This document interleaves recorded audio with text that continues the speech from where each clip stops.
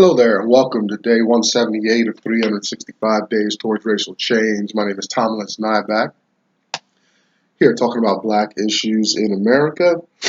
As I see it, I'm only one of a minority. I'm a ultra minority. Before we kick this off, we're going through a news cycle right now.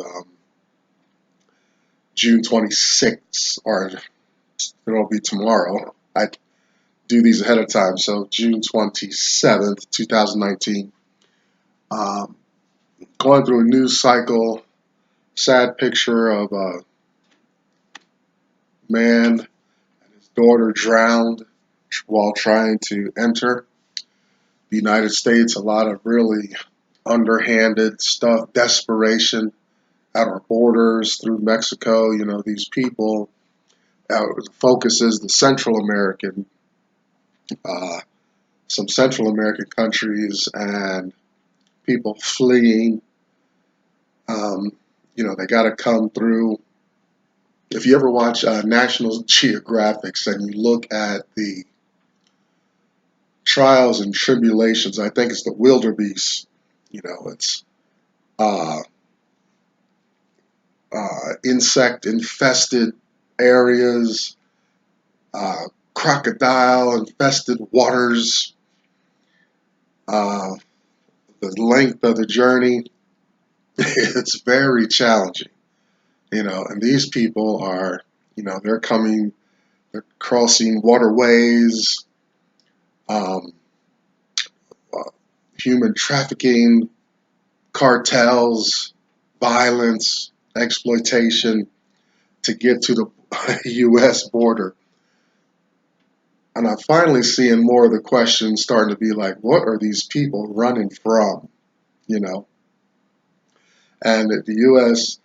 Uh, I feel like some of the flavor is towards remedy is to go back, start printing off more money to give to these evil regimes who aren't sharing with their people adequately. That's what they're fleeing from. You know, these guys and cartels and governments are running out of money, and the little guy, the person working the hardest, you know, gets that impact. Happens here in America always. I'm guessing it's happens exponentially to these disorganized spaces down Central America. You know, so these people are running for their lives, trying to come to America. At least there's no more of a peaceful state and have more of a voice.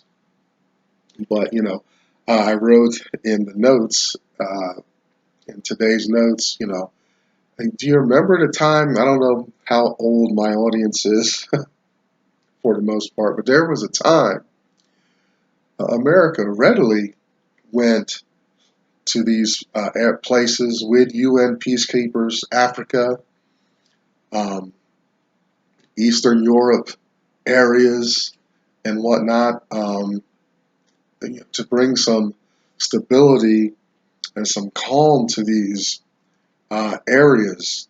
You know, we're not hearing about genocides and or things like that, but something's amiss down south, and we really need to get some eyes and boots on the ground to see what's going on to make these people flood our country.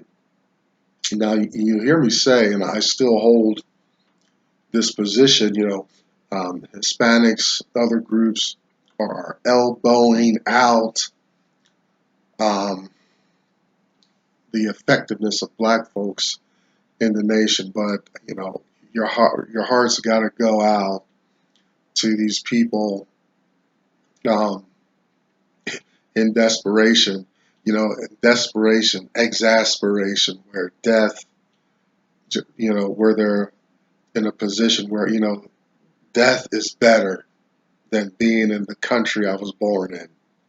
That's That's a heavy statement to make about your own country. I can't really say that about my position in America, but these people, these nations, Central America, Mexico as well, don't forget Mexico, uh, are saying, our government is crap, and we need something better, you know, even if it's not overtly better in America, we just know it's better than where we're at, you know. So whatever feelings I have, it's not right, to be in power, in position, and keep your elbow in the neck of the little guy, keeping them down, harassing them, abusing them, exploiting them. That's what American slavery was all about. I'm glad we got away from some of the overt and apparent practices of slavery, but the institutions, people that are benefiting from uh, that part of American history still prevail. There was that Mitch McConnell guy says reparations aren't needed. His idea is like there's like a statute of limitations to what happened to black folks, and that I think in his mind he thinks we're all equal and all that. No, this project and whoever else is doing something to help and benefit black people in America continues because white folks, those that are and were the recipients of um, that slave history, some of that old money in America, came from free black labor, free Native American land, and they still benefit. Therefore, there's no statutes of limitations. And America needs to come with some reciprocity. And I'll tell you, what is it? 4 point something billion dollars just magically appeared to help work on the humanitarian outreach at our southern border. Great gesture.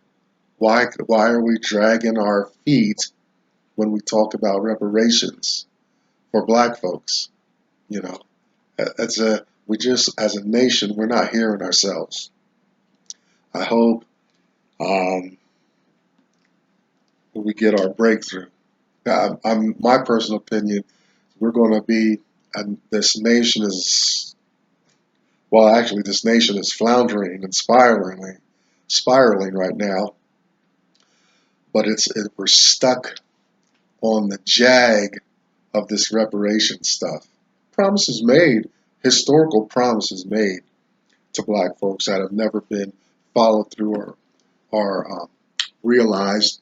Freedman Bank, we need to find uh, those that trusted white people to do right with their investments, all that kind of thing. It's a lot.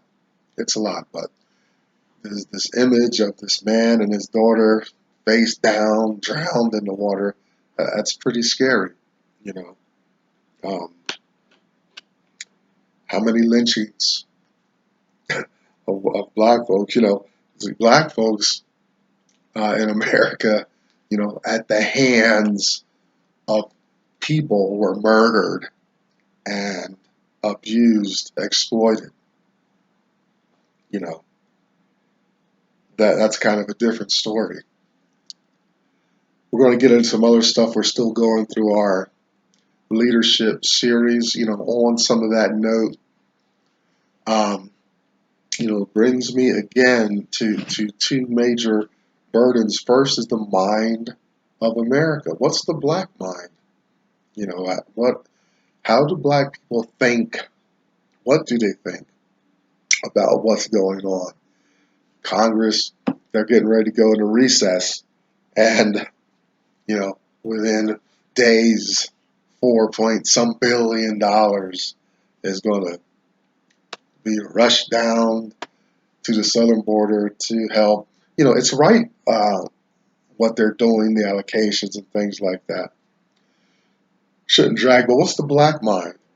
Black folks, we just seem to be conditioned to sit and watch the changes and be passive participants in what's going on in America. And we need to make a more active role. Begins in the mind mentally. Flip side of the same coin is for the white mind, entitlement, privilege. Oh, there's enough uproar about this issue. That's one thing, that's probably lacking in the reparations argument is, just not enough, uh, you know, movement activity around that. And, black people aren't, their straits aren't as desperate as what we see at the southern border, so it's that we have no humanitarian crisis like portions of Africa. I think that slows down the debate as well. But white folks with entitlement, privilege, all these things, expectations, all over the map, all over the world, that's the white mind. Hey, I went to predominantly white high school. People were, you know, were doing well and stuff like that. But, I was sitting there, having a whole totally different experience. Uh, their homes were probably nicer, and their resources were probably more readily available, you know, that kind of thing. That's the mind of America. Second point is for financial literacy. You need to know, these funds and stuff, they're not hard to come by. Much of the resources we talk about can appear magically, almost. You need to read a book called The Creature from Jekyll Island to get understanding of how easy it is to have the resources up here. But there's bureaucracy and power structures and things that hinder that progress. Well, financial literacy will help you understand that. You'll understand that these countries that people are fleeing from are probably countries that got massive loans in the past, to stabilize and get their economies going, but they've stopped paying the principal, stopped paying the interest on loans. They probably want more handout, more money and stuff like that. It's obviously not going to make their countries better. The regimes are being selfish with loans made, which is the last thing we want to do, for these countries. Anyway, financial literacy will help you understand that and help you understand world economics. You'll understand uh, sanctions against Iran. We've kind of cordoned them off economically is what's going on. They can't buy or sell. Now that's going to have a lot to do with their relationship with a central bank. That's another aspect of financial literacy.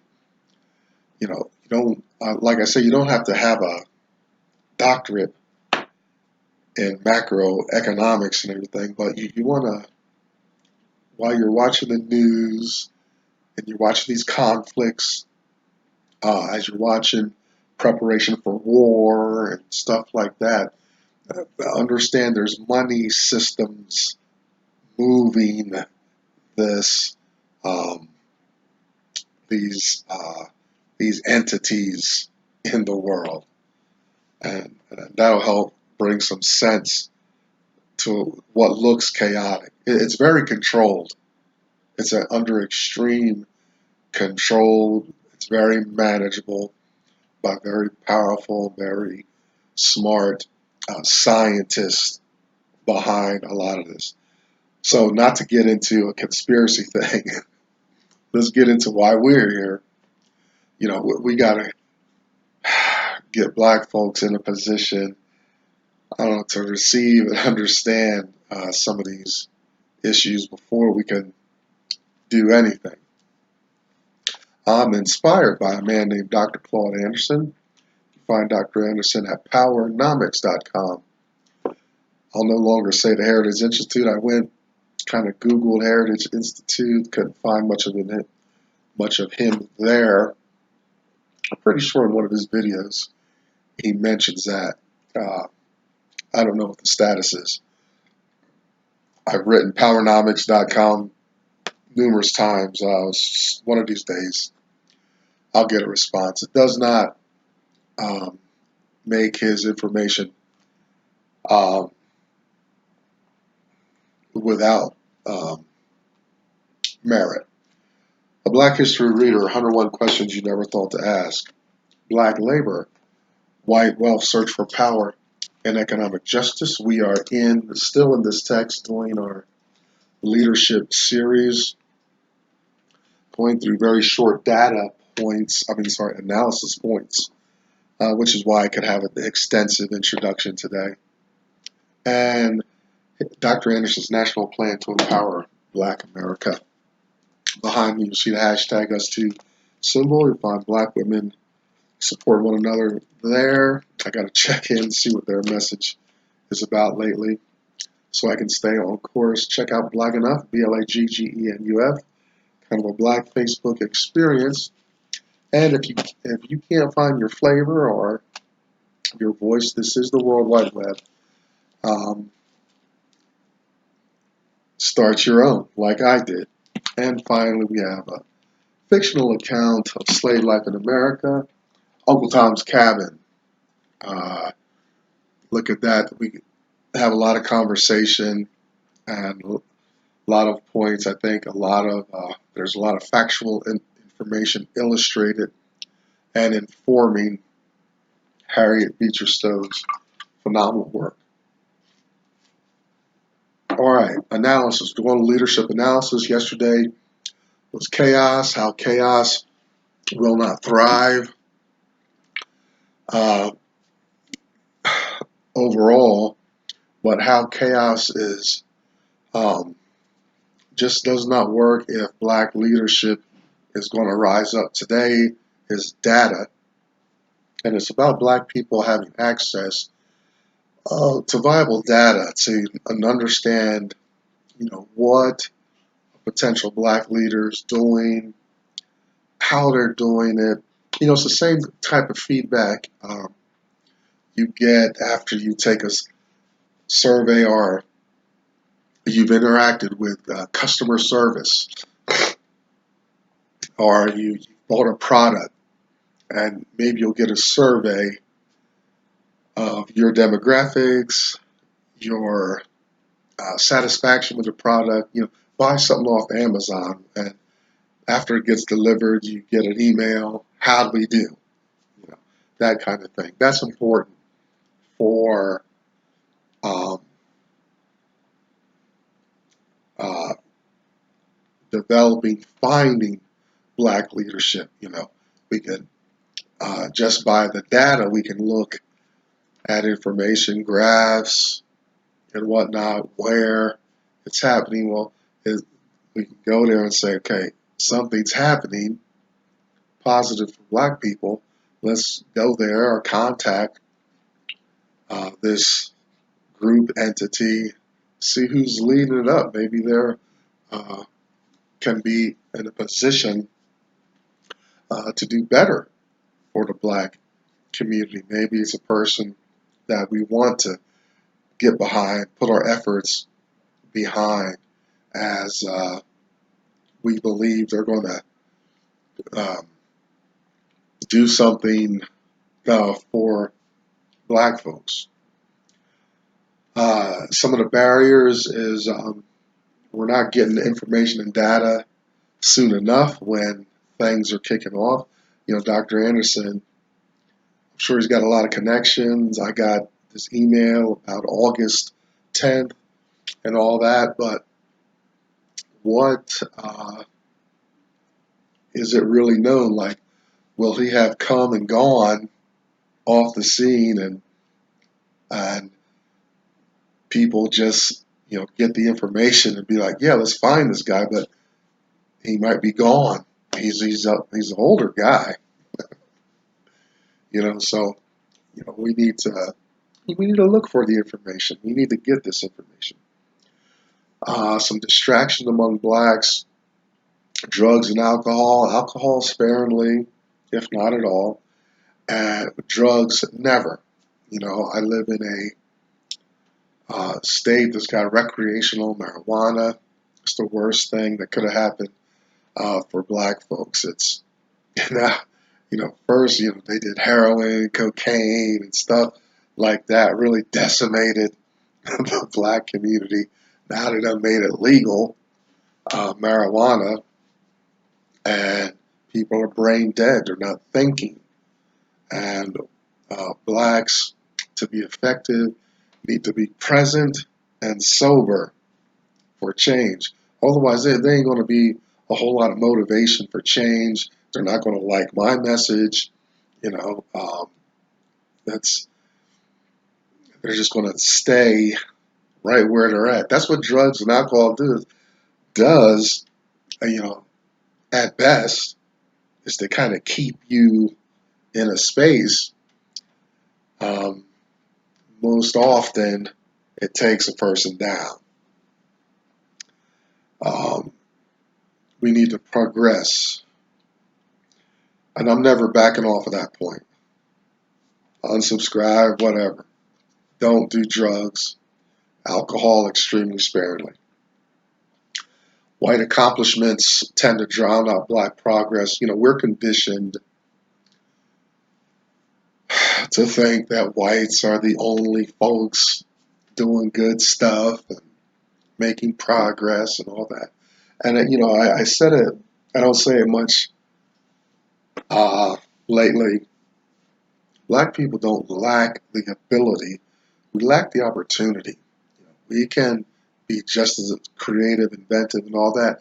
You notice white folks, they love our creativity with music and entertainment, making them have an emotional response. But we've got scientists, doctors, uh, politicians, much more readily available and apparent than society lets on.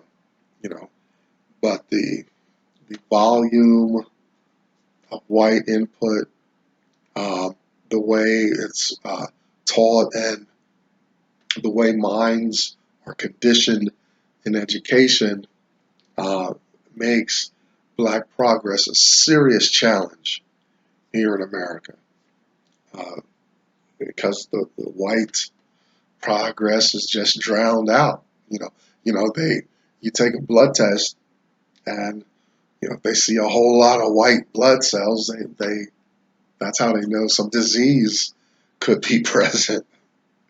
You know, the presence of white cells is saying something. It's shouting out. It's drowning out the work of other effective cells in the body. Um, Look out, but well, now here's some interesting points we got to look out for. There's some blacks that like to run their mouth a lot, and we got to look out for that. That man or woman doing the most talking is not necessarily the person we want leading us, not for where we want to go, not for um, getting respect, looking eye to eye with white America. You know, look out for. We want them to be benevolent. You know, and that may just be that introvert, quiet person in the room that uh, ain't out there trying to take hostages and prisoners and exerting their will. You know, may just be a person comfortable in their own space.